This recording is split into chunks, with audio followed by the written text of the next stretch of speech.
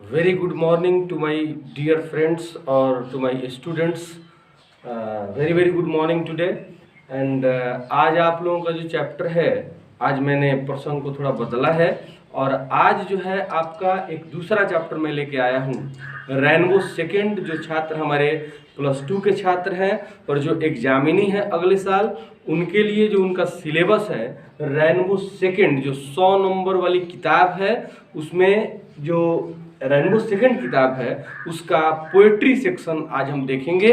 और poetry section में हम आज एन इपिटाफ जो आपकी कविता है, जो पोएम है, हम विशेष रूप से उस पर चर्चा करेंगे। तो आइए हम लोग आज देखते हैं एक थोड़ा सा यूनिक, थोड़ा सा अलग और आपका रेनबो सेकेंड यानी लिटरेचर और लिटरेचर भाग 1 यानी आज जो वीडियो बन पाएगा एन इपिटाफ में वो आपको मिलेगा। और इससे ज़्यादा जो है या इस कविता, इस पोएम को अगले वीडियो तक ही ले जाया जाएगा जरूरत पड़ी तो आज आप देखेंगे एन इपिटाफ जो आपका पोएट्री सेक्शन है, जिसका हिंदी अर्थ होता है स्वगृह या समाधि गीत। स्वगृह या समाधि गीत। तो चलिए बाबू, सबसे पहले हम आपको बता दें कि आप मेरे चैनल पे जाएं जिसका नाम है SK English classes. SK English classes आप सर्च करें और वहां जाके जो है इस चैनल पे आप सब्सक्राइब करें। और मेरे ठीक नीचे, मेरे चैनल के ठीक नीचे एक वीडियो आपका और मिलता होगा उजेंद्र क्लासेस, वो हमारे छात्र हैं, तो उनके वीडियो को भी आप देखें। उनकी वीडियो अच्छी लगे आपको और उसको निरंतर देखने का प्रयास करें, सब्सक्राइब करें। और आज मैं आपको एक चीज़ और बता दूं, मेरे 2 छात्र, जो मेरे प्रिय 2 छात्रों ने बहुत अच्छा काम किया है। खासतौर से वो मेरे छात्र तो हैं ही, लेकिन बहुत अच्छे टेक्नीशियन का काम उन्होंने पिछले कुछ वीडियोज़ में, सभी वीडियोज़ उन्हीं की बदौलत बनी हुई है। तो वो दोनों छात्र हैं प्रिंस कुमार और उजेंद्र कुमार, तो उनका भी मैं बहुत बहुत धन्यवाद करता हूं। और मैं अपने सभी छात्रों का, जो छात्र ऑनलाइन यानी कि यूट्यूब के माध्यम से मेरे चैनल को सब्सक्राइब कर रहे हैं, पढ़ रहे हैं, देख रहे हैं, लाभान्वित हो रहे हैं, उनसे मैं बहुत ज़्यादा उनसे मैं आभारी हूं और मैं उनका भी बहुत बहुत धन्यवाद करता हूं। तो आइए हम लोग आज देखते हैं रेनबो सेकेंड ऑफ +2 यानी +2 की जो किताब है रेनबो सेकेंड, उसमें से एक कविता आज हम देखते हैं, जिस कविता का नाम है एन इपिटाफ। पोएट्री सेक्शन से लिया गया कविता है और जिसका हिंदी अर्थ होता है स्वगृह या समाधि गीत। तो फिर एक बार आप समझ लें, इसके इंग्लिश क्लासेज पे जाएं और इन सब चीज़ों से, इन सब वीडियो से आपको फायदा मिलेगा। तो मेरे छात्र थोड़ा सा चैप्टर को पढ़ने से पहले, लेसन को पढ़ने से पहले ग्लोसरी एंड नोट्स जो कठिन शब्दावली के रूप में आपके किताब में, आपके पोएम में दिया गया है, तो आप पहले इसको थोड़ा सा नोट डाउन कर लें। इपिटाफ मतलब स्वगृह होता है। Light of step in the heart मतलब होता है अदतन सर्वत्र घूमने वाली। अदतन सर्वत्र घूमने वाली का सीधा मतलब है कि जिसका कोई एम नहीं है, एमलेसली यानी बिना किसी लक्ष्य के यहाँ वहाँ जहाँ तहाँ घूमने की प्रक्रिया को हम अंग्रेजी में कहते हैं light of step and heart. Vanishes गायब होना या खराब होना, विलुप्त हो जाना। रेयर यानी दुर्लभ और क्रुम्बल यानी गिर जाना, या उसको दूसरे शब्दों में आप कह सकते हैं मर जाना। तो आप इसको लिख सकते हैं। ये आपका मतलब लिंक के साथ साथ जो है ये आपकी कविता, आपका पोएम है और इसको पहले आप लोग नोट डाउन कर लें। तो आइए बाबू यहाँ देखते हैं मेरे छात्रों, एन इपिटाफ पोएट्री सेक्शन से लिया गया है, जिसका हिंदी अर्थ होता है स्वगृह समाधि गीत। समाधि गीत है जिसके कंपोजिशन के द्वारा है, यानी कि जिन्होंने इसको कंपोज किया है, जिन्होंने इनको लिखा है, इसको लिखा है वाल्टर डेला मेयर, यानी कवि हैं जो इंग्लैंड के कवि हैं, वाल्टर डेला मेयर। तो इनको याद रखेंगे, इस नाम को, बहुत ही अंग्रेजी साहित्य में एक बहुत बड़ा नाम है वाल्टर डेला मेयर। इनकी बहुत सारी कविताएं हैं, लेकिन अभी वर्तमान में आपका एन इपिटाफ है। तो आइए हम देखते हैं, इनका जन्म तिथि जो है 1873 में है और ये मरे हैं 1956 में, यानी कि इनका जन्म जो है 1873 में हुआ है और ये 1956 में मर चुके हैं। यानी कि अगर आप चाहते हैं कि ये कितना दिन जीवित रहे, तो 1956 में से 1873 को आप घटा लेंगे तो इनका जो है अवधि पता चल जाएगा कि कितने वर्षों तक इस दुनिया में रहे और साहित्य की इन्होंने सेवा की। तो आइए हम देखते हैं इनके बारे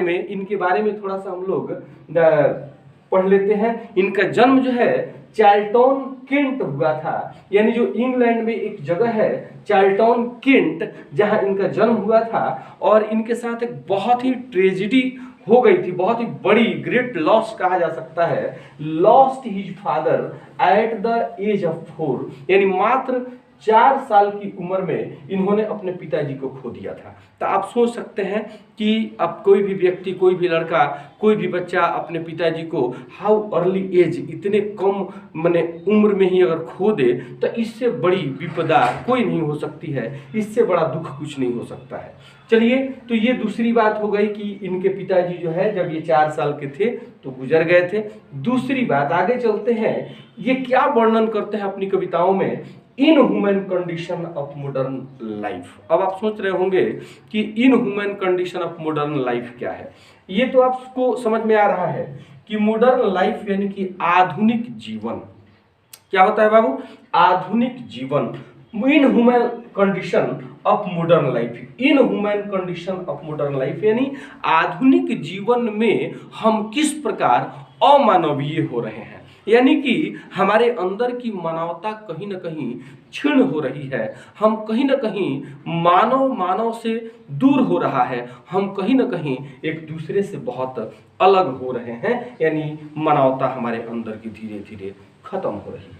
आगे चलते हैं, एक और बात इनके साथ हुई थी, order of merit. Queen Elizabeth ने 1953 में इन्हें ऑर्डर ऑफ मेरिट सम्मान से सम्मानित किया था। तो ऑब्जेक्टिव में आप याद रखेंगे कि इनका जन्म चार्ल्टन केंट में हुआ था। इनके पिताजी जब ये 4 साल के थे, इनका साथ छोड़ गए थे। उसके बाद इनको एक सम्मान मिला था 1953 में, ऑर्डर ऑफ मेरिट। आगे चलते हैं, और ये किसके लिए जाने जाते हैं, non for sensitive concerns with the world of children, यानी खास तौर से बाबू ये ऐसे कवि हैं जो बच्चों की कविताओं या बच्चों की दुनिया के लिए जाने जाते हैं।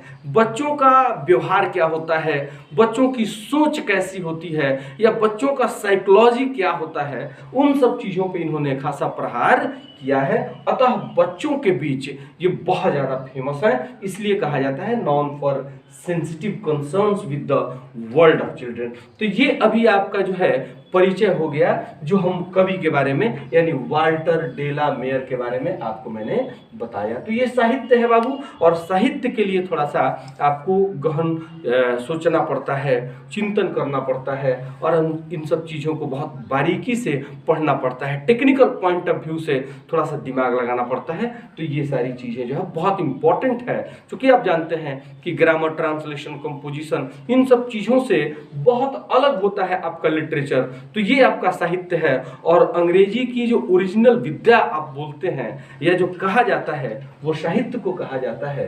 तो यही आपका है लिटरेचर। आगे चलते हैं और इस लिटरेचर को हम देखते हैं। चलिए, तो प्रिय छात्र, एक चीज़ और हम देखेंगे इस कविता के माध्यम से कि ये जो कविता पढ़ने से पहले मैं आपको एक बात बता दूं, पोएम पढ़ने से पहले इस बात पे आप ध्यान देंगे खास तौर से, क्योंकि साहित्य पढ़ना और पढ़ाना एक बहुत बड़ी बात है। तो आप यहाँ थोड़ा सा देखेंगे, आयरोनी इन मीनिंग। ये कविता जो है आयरोनी इन मीनिंग है। हालांकि बहुत कम लोग इस बात को बता पाते हैं, लेकिन मैं आपको बता देता हूं कि इस कविता को जब वाल्टर डेला मेयर ने लिखा है तो आयरोनी इन मीनिंग लिखा है, यानी साहित्य की एक कला है, एक विद्या है। इसका सीधा मतलब मैं आपको समझाता हूं, 2 लेयर्स ऑफ मीनिंग, यानी कि ये डबल स्टैंडर्ड की कविता है। इस कविता को हम डबल स्टैंडर्ड बोल सकते हैं, डबल स्टैंडर्ड। अब आप सोचिएगा, मेरे छात्र सोच रहे होंगे कि ये डबल स्टैंडर्ड क्या है। तो डबल स्टैंडर्ड का बाबू मतलब है कि द सरफेस मीनिंग, यानी कि जिस तरह से कविता आप पढ़ रहे हैं एक वो मीनिंग हो गया। पहला मीनिंग ये है द सरफेस मीनिंग।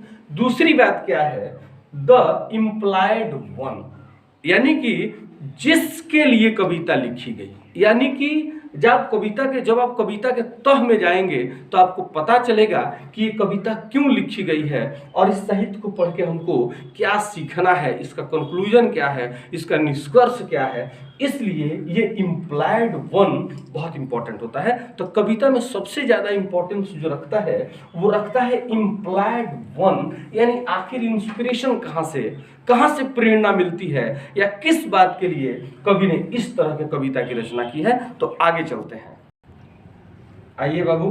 तो हम लोग पोएम को देखते हैं, एन एपिटाफ को देखते हैं, जिस कविता की रचना जो है वाल्टर डेला मेयर के द्वारा की गई है। तो आइए हम सीधे अपने कविता पे चलते हैं और आज बढ़िया से इसको आप कॉपी लेकर बैठ जाएं, इसको लिखें और वहां समझने का प्रयास करें। तो आइए हम देखते हैं कविता। यहां से शुरू होता है, here lies a most beautiful lady. Here lies, here मतलब यहां होता है, लाइज मतलब होता है बाबू पड़ा होना, पड़ा रहना। Here lies a most beautiful lady, एक महिला शवगृह में पड़ी हुई है, यानी कि उसका लाश, उस महिला की लाश जो है शवगृह में पड़ी हुई है, यानी कि वो महिला जो है मरी पड़ी हुई है और कवि उसका वर्णन यहाँ पे करना चाहता है। हेयर लाइज, अतः कवि कहते हैं कि हेयर लाइज यहाँ पड़ी हुई है ए मोस्ट ब्यूटीफुल लेडी, एक बहुत ही सुंदर महिला मरी हुई पड़ी है। यानी कि शवगृह में जब उसका लाश देखते हैं, उसकी मतलब मरा हुआ शरीर, मृत शरीर जब कभी देखते हैं तो बड़ा व्याकुल हो जाते हैं, घबरा जाते हैं और कहते हैं कि यहाँ एक बहुत ही सुंदर महिला, यानी ए मोस्ट ब्यूटीफुल लेडी, यानी जो बहुत खूबसूरत है, उसकी मृत शरीर या उसका जो है उसकी लाश पड़ी हुई है और उसको देखकर कवि को बड़ा आश्चर्य होता है। क्यों आश्चर्य होता है, अब थोड़ा सा हम चलते हैं कि कवि ऐसी बात क्यों करते हैं। कवि उस महिला को जानते हैं, वो महिला बहुत सुंदर है और इतनी खूबसूरत है कि कवि का ये मानना है कि शायद इतनी सुंदर महिला मैंने अपने जीवन में कभी देखी नहीं है। इसलिए जब उस महिला को शवगृह में मरा हुआ पाते हैं तो बड़ी आश्चर्य में पड़ जाते हैं, बड़ी सोच और दुविधा में पड़ जाते हैं और तब क्या कहते हैं, light of a step in the heart. तो ये जो शब्द आप कविता में देख रहे हैं, light of a step in the heart, ये सारे वर्ड्स एक साथ आते हैं और इसका मतलब होता है बाबू अदतन सर्वत्र घूमने वाली, यानी कि इसका सीधा मतलब है कि उसकी आदत है यहाँ वहाँ जहाँ तहाँ बिना लक्ष्य के घूमने की उसको आदत है। यानी कि कवि बताना चाहता है कि ये महिला ऐसी है कि जो अक्सर घूमा करती थी, सुंदर तो बहुत ज़्यादा थी, यानी कि इसके जैसी सुंदरता उन्होंने कहीं भी दूसरी महिला को उन्होंने नहीं देखा है। तो कहते हैं कि अदतन सर्वत्र घूमने वाली महिला थी, वाज सी, यानी कि वाज सी का मतलब वो महिला के लिए संबोधित किया गया है। तो वो महिला जो थी अदतन सर्वत्र, उसकी आदत थी यहाँ वहाँ जहाँ तहाँ घूमने की। तो इसका मतलब होता है कि महिला उस आदत में थी कि वो अक्सर यहाँ वहाँ जहाँ तहाँ अक्सर घूमा करती थी और वही महिला आज शवगृह में पड़ी है। तो कवि को बड़ा आश्चर्य होता है। काहे, आगे चलते हैं, कविता को देखते हैं और पता चलेगा। आई थिंक माने कवि सोचते हैं, आई माने कवि, मैं माने कवि। I think she was the most beautiful lady. ये मोस्ट ब्यूटीफुल का मतलब है कि सुपरलेटिव डिग्री है। कवि के अनुसार कवि सोचते हैं, आई थिंक मैंने सोचना, मैं सोचता हूं, शी वाज द मोस्ट, वह जो है सबसे सुंदर महिला है, वो सबसे सुंदर औरत है। जो औरत आज शवगृह में क्या है बाबू, पड़ी हुई है, मर गई है और उसको कवि ने, उसके लाश को कवि देखते हैं और बड़ी इनको आश्चर्य होता है, क्योंकि कवि कहीं ना कहीं उस सुंदरता के प्रशंसक हैं, उस महिला के प्रेमी हैं जिसको अक्सर देखते थे घूमते हुए यहाँ वहाँ जहाँ तहाँ। आज वो महिला शवगृह में पड़ी है, अतः कवि को बड़ा दुख होता है। तो वही कहते हैं कि मैं सोचता हूँ कि बड़ी सुंदर है और सबसे सुंदर है। एक बात मैं यहाँ पे आपको बता दूं बाबू कि यहाँ थोड़ा सा बहुत लोग पढ़ाते हैं लिटरेचर, लेकिन वहाँ आप ध्यान नहीं देते होंगे। यहाँ मैं आपको पॉइंट आउट करता हूँ, एक शब्द यहाँ पहले लाइन में है, ए मोस्ट ब्यूटीफुल लेडी। आप देख रहे हैं ए मोस्ट ब्यूटीफुल लेडी, और ठीक इस लाइन में आप देख रहे हैं the most beautiful lady, the most beautiful lady. अब आप सवाल भी कर सकते हैं कि एक जगह मोस्ट के पहले ए लगा है, ए मोस्ट ब्यूटीफुल लेडी, और एक जगह मोस्ट के पहले दी लगा है, दी मोस्ट ब्यूटीफुल लेडी। अगर ग्रामर के हिसाब से बाबू हम देखते हैं तो ये सही है। इसलिए सही है कि हम जानते हैं कि सुपरलेटिव के पहले दी का प्रयोग होता है, लेकिन यहाँ कवि ने सुपरलेटिव के पहले ए लगा दिया है, तो ये तो गलत हो गया।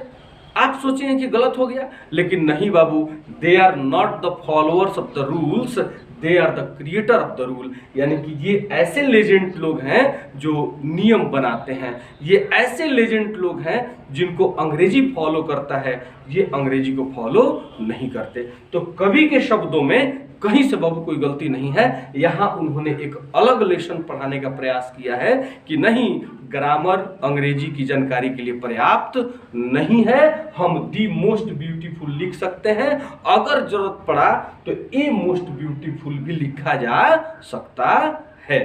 तो इसलिए चूंकि ये लोग लेजेंड हैं तो इनके बातों में कहीं से कोई गलती नहीं होती है। तो कभी कहते हैं मैं सोचता हूं she was the most beautiful lady, यानी कि सबसे खूबसूरत महिला आज मर गई है और उसका मृत शरीर जो है स्वगृह में पड़ा है। बड़ी दुखी है कवि, इस बात से दुखी है कि भाई महिला है, इतनी सुंदर है और आज इस दुनिया में नहीं है, हमारे बीच नहीं है। तो इस तरह से ये एक बहुत बड़ी जो है चैलेंजिंग मैटर है कवि के लिए।